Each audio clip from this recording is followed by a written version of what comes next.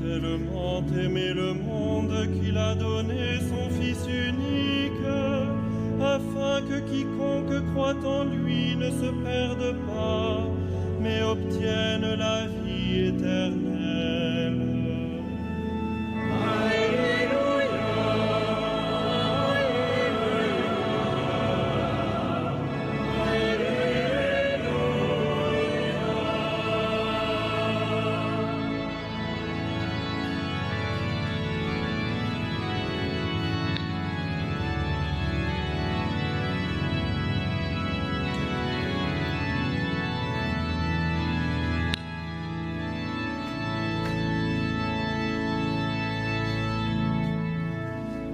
Le Seigneur soit avec vous.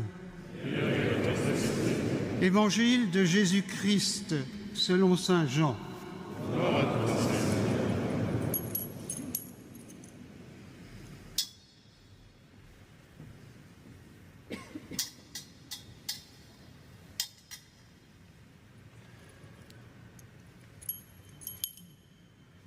En ce temps-là, il y avait un homme, un pharisien nommé Nicodème. C'était un notable parmi les Juifs. Il vint trouver Jésus pendant la nuit.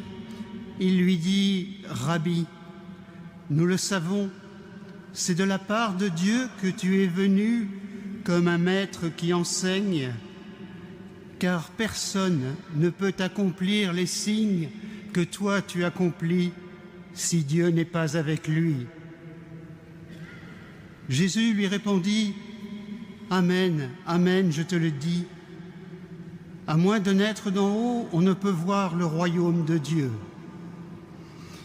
Nicodème lui répliqua « Comment un homme peut-il naître quand il est vieux? Peut-il entrer une deuxième fois dans le sein de sa mère et renaître ?» Jésus répondit « Amen, amen, je te le dis, personne, à moins de naître de l'eau et de l'esprit, ne peut entrer dans le royaume de Dieu. Ce qui est né de la chair est chair, ce qui est né de l'esprit est esprit. Ne sois pas étonné si je t'ai dit, il vous faut naître d'en haut. Le vent souffle où il veut. Tu entends sa voix, mais tu ne sais ni d'où il vient, ni où il va. Il en est ainsi pour qui est né du souffle de l'Esprit. » Nicodème reprit « Comment cela peut-il se faire ?» Jésus lui répondit « Tu es un maître qui enseigne Israël et tu ne connais pas ces choses-là? Amen, amen, je te le dis. Nous parlons de ce que nous savons, nous témoignons de ce que nous avons vu, et vous ne recevez pas notre témoignage. Si vous ne croyez pas lorsque je vous parle des choses de la terre, comment croirez-vous quand je vous parlerai des choses du ciel?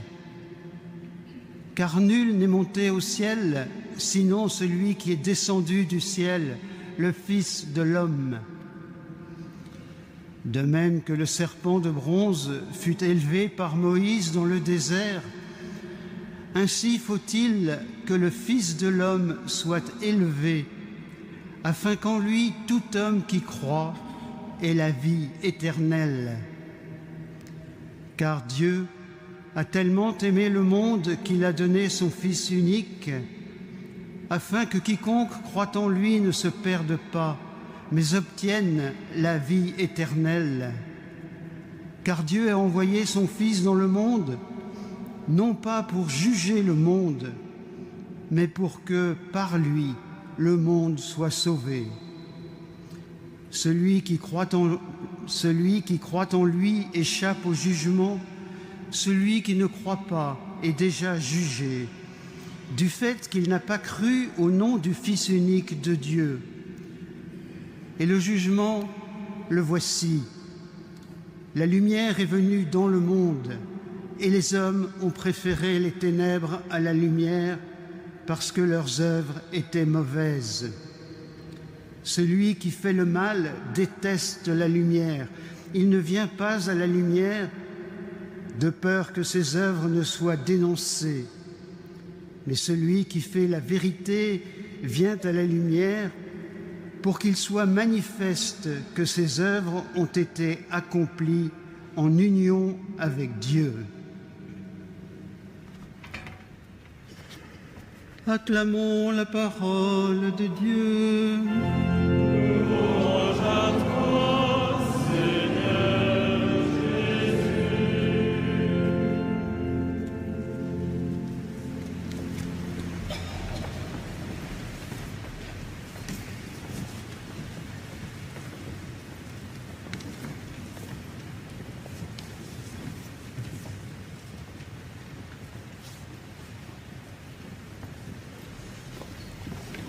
Et c'est Monseigneur Laurent Ulrich qui va prononcer l'homélie.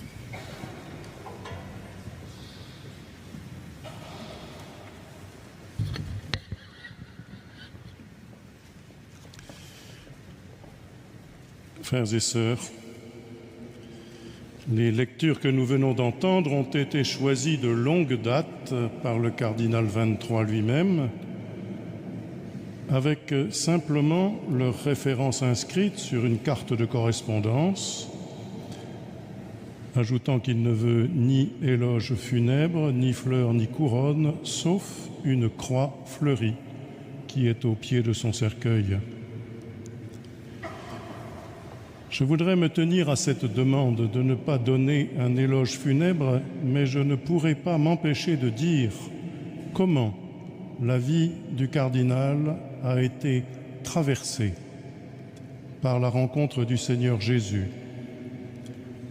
Recherché chaque jour dans la parole de Dieu et dans la célébration de l'Eucharistie et des sacrements, recherché aussi, bien sûr, dans la rencontre pastorale de tous les jours.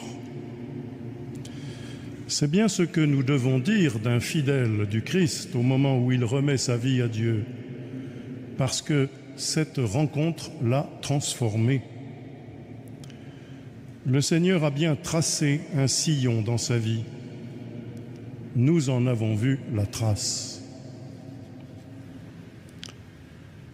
Ce prêtre de Paris, qui fut notre évêque ici pendant 12 ans, comme précédemment à Tours pendant 6 ans, et qui fut aussi l'ordinaire, l'évêque donc des orientaux catholiques en France, qu'il a pris le soin de visiter autant que les autres, a assez répété qu'il ne suffit jamais que l'on parle, il ne suffit jamais que l'Église parle, que les fidèles parlent de l'Évangile.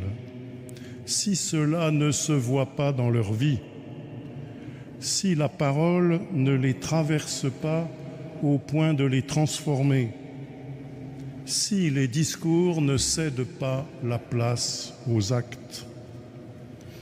Il attendait des chrétiens une manière de vivre différente et des gestes qui orientent les autres vers cette même rencontre avec le Seigneur.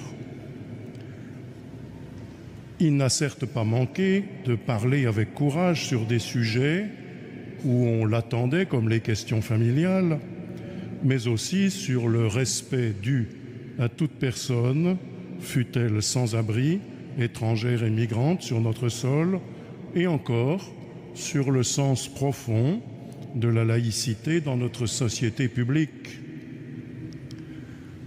Faisant allusion à ces demandes qu'on lui adressait souvent de prendre la parole sur tant de sujets de société, il répliquait à sa façon « Je ne suis pas sûr que le principal objectif soit de porter une parole. Cela fait belle lurette qu'on la porte, qu'on la renouvelle, qu'on la répète, qu'on la redit à temps et à contre-temps. Mais ce n'est pas la parole qui change quelque chose. Même si la parole est nécessaire pour avoir accès à l'intelligence des gens, ce qui change quelque chose, c'est la manière de vivre. La marque qu'il laisse dans notre diocèse de Paris, comme il a pu le faire à Tours ou auprès des orientaux catholiques, j'ai pu l'observer déjà en travaillant à ses côtés pendant 6 ans comme vice-président de la conférence épiscopale qu'il présidait.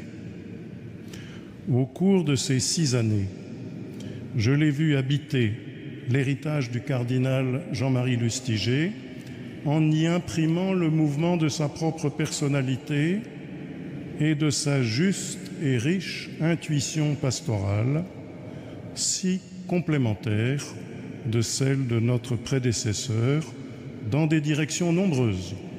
J'en retiens 3, la liturgie, le dialogue entre l'Église et le monde et la charité.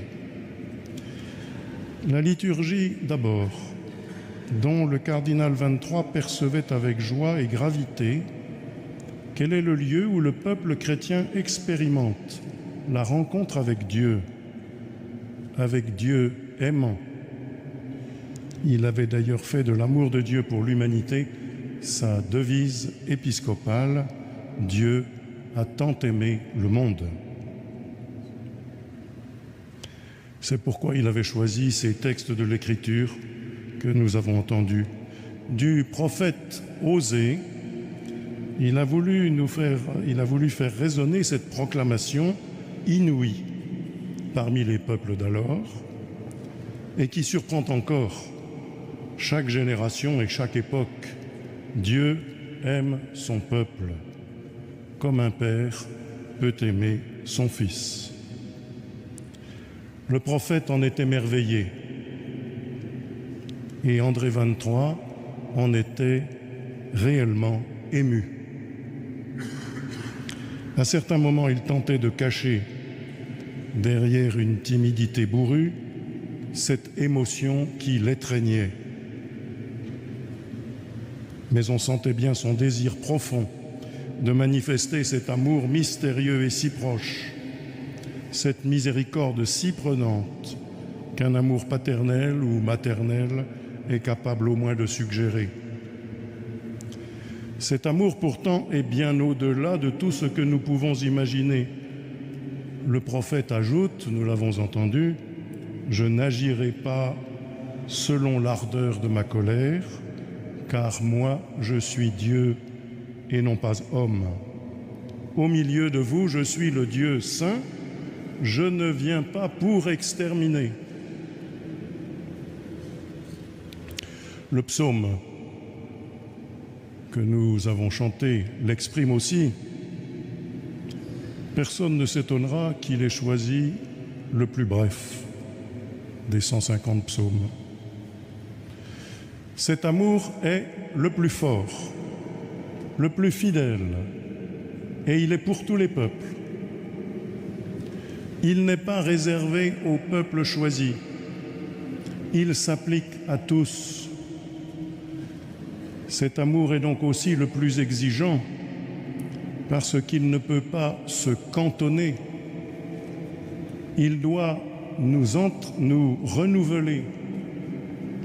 Il nous entraîne à la bataille, comme dit un autre psaume, la bataille quotidienne pour ne pas l'enfermer sur ceux que nous aimons, sur ceux qui nous ressemblent, sur l'égoïsme d'une nation, sur notre culture, sur nos choix, spontanés ou entretenus.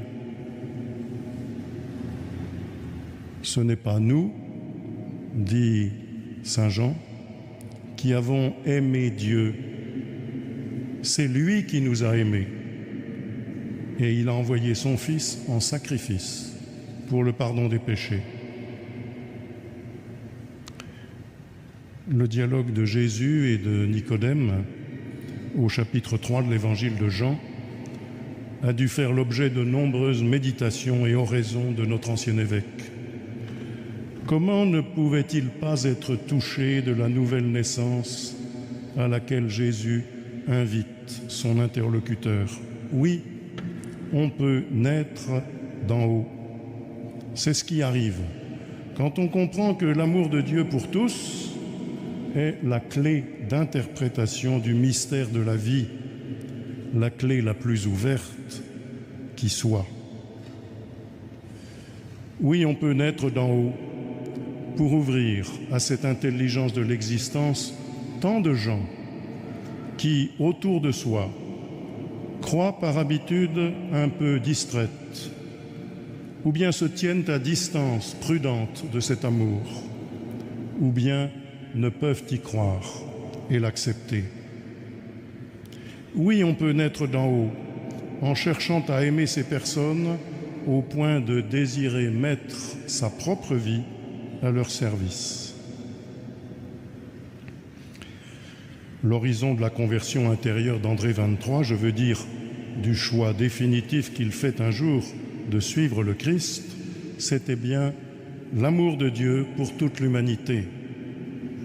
C'était aussi l'horizon de son ministère. Il n'avait pas voulu être prêtre pour animer la vie d'un groupe qui serait l'Église, mais pour se faire porteur de cet amour et de la joyeuse annonce du salut proposé à tous. Je le cite, « Si l'Église peut espérer apporter quelque chose, ce n'est pas simplement par la beauté ou la force de ses discours, c'est par le témoignage de vie des chrétiens. Si les chrétiens ne peuvent apporter ce témoignage de vie, la parole est toujours nécessaire, elle a une fonction d'alerte, mais elle ne change rien. » Et il croyait d'une forte conviction que le prêtre était bien l'homme des sacrements, non pas pour retenir sur lui tout le pouvoir dans la vie de l'Église, mais pour irriguer ces vies d'hommes et de femmes qui seraient changées par la rencontre du Christ. Il a manifesté cette présence agissante du Christ dans la liturgie de manière saisissante dans le message adressé aux diocésains de Paris pour la messe chrismale 2017, qu'il n'avait pas pu présider à cause de sa maladie.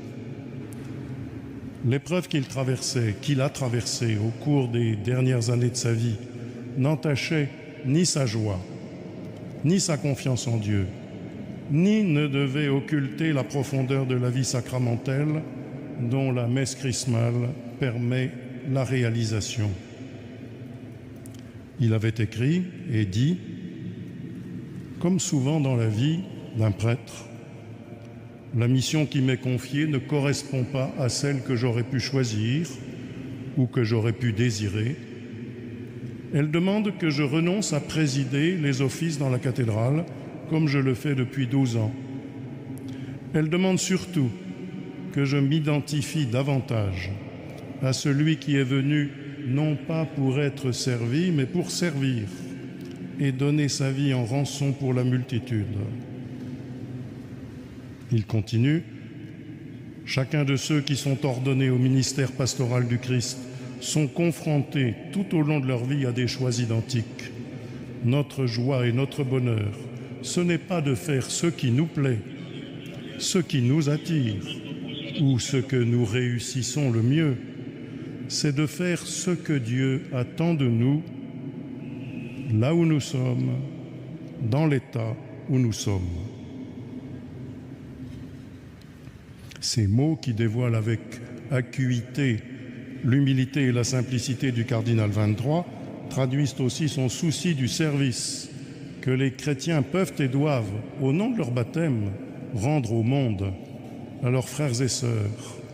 Pour lui, l'Église, au milieu des aléas de l'histoire, doit continuer de proposer, par ses communautés et toutes leurs initiatives, des projets et des actions qui permettent à ceux que le Christ a rejoints de se mettre au service des autres et de l'Évangile, comme lui-même l'avait vécu dans sa propre histoire, avec une grande liberté. Ainsi disait-il que le rôle de l'Église pour le XXIe siècle ne relève ni de la mission de sauvegarde patrimoniale, et pourtant il avait attaché de l'importance à la restauration de cette cathédrale qu'il a voulu voir de ses yeux restaurée avant de mourir, ni de la reproduction de modèles hérités du passé, mais bien du témoignage de la vie des chrétiens, témoignage de la présence de Dieu qui peut bouleverser une existence, une société et l'emporter vers le bien, sans lequel toute parole tourne comme un vide. Dans un entretien radiophonique, il expliquait « Adhérer au Christ, c'est basculer au-delà de la stimulation culturelle ». Dès lors, il abordait la question de l'annonce de la foi, de la transmission, par la capillarité qu'aimait à décrire le pape Benoît XVI, quand il disait notamment « L'Église ne grandit pas par prosélytisme, mais par attraction ». C'est avec cette conviction qu'il a fait sien le magnifique projet de dialogue qu'est le Collège des Bernardins. En recevant le pape Benoît XVI, il avait introduit en disant ceci: comment notre patrimoine philosophique et théologique, dont ce chef-d'œuvre architectural est un beau symbole, peut-il aider aujourd'hui l'humanité de notre temps à formuler les questions fondamentales auxquelles elle ne peut échapper? Et comment pouvons-nous contribuer à l'élaboration des réponses à ces questions dans un dialogue permanent avec nos contemporains? Avec ce Collège des Bernardins, le cardinal 23 a manifesté avec force comment la relation avec le monde est au cœur de la mission de l'Église, en installant au sein du collège à la fois le lieu central de la formation des futurs prêtres et un parvis de réflexion philosophique, d'échange, de création artistique, de culture. Au cours de son épiscopat à Paris, nombreux sont les événements majeurs que l'Église a accueillis au Collège des Bernardins, qui reflètent tout à fait l'ambition première du cardinal Lustiger, qu'il avait faite sienne, de l'accueil du pape Benoît XVI, venu parler de la foi, qui est créatrice de culture, à la rencontre interreligieuse organisée en marge de la COP 21 il y a 10 ans. Parmi les marqueurs de son ministère à Paris, je vois enfin celui de la charité, qui résonne fortement encore aujourd'hui, dans laquelle il a engagé les diocésains de Paris à s'investir avec force et avec joie, en développant les pôles solidarité dans chaque paroisse, en organisant un festival de la solidarité, en créant Hiver solidaire, qui mobilise aujourd'hui une paroisse parisienne sur 2, avec 3400 bénévoles, et a permis cette année de mettre à l'abri 200 personnes. Le cardinal 23 voulait inviter les catholiques de Paris à opérer une véritable et profonde conversion des cœurs par le don et l'attention de la présence à l'autre, plus difficile et plus précieuse encore à donner que le temps ou l'argent. Et cet hiver solidaire a fait école dans plusieurs diocèses en France. Frères et sœurs, en ce jour où nous sommes rassemblés autour de lui, écoutons encore l'une des dernières prédications du cardinal pour la fête de Pâques. La mort est au cœur de notre expérience humaine. Nous comprenons mieux comment notre société, qui a tout fait pour escamoter la réalité de la mort, se trouve complètement démunie devant ce retour de la réalité. Il parlait ce jour, c'était en 2021. Des tombeaux, nous en avons à loisir tous les jours en bas de l'écran de notre télévision. Vous voyez la somme des morts en France, la somme des morts dans le monde. Et même s'il n'y avait pas cette pandémie et cette efflorescence de morts à travers l'univers, oui, ces tombeaux vides ne disent rien. C'est à nous, témoins fidèles du Christ ressuscité, que la question est posée. Que nous disent ces tombeaux vides? Comment sommes-nous capables, non pas de nier leur existence, mais de déchiffrer, d'interpréter leur réalité comme un signe de la résurrection du Christ? C'est de cela que nous sommes les témoins, continue-t-il. Le tombeau vide est le signe que le Christ est vivant. Le tombeau n'est pas le signe qu'on l'a perdu, c'est le signe qu'il nous retrouve et qu'il nous entraîne avec lui dans la communion avec Dieu. Nous offrons ce matin l'Eucharistie pour qu'elle nous emmène vers le Seigneur dans une communion éternelle à laquelle nous croyons qu'André XXIII, fidèle du Christ, participe déjà.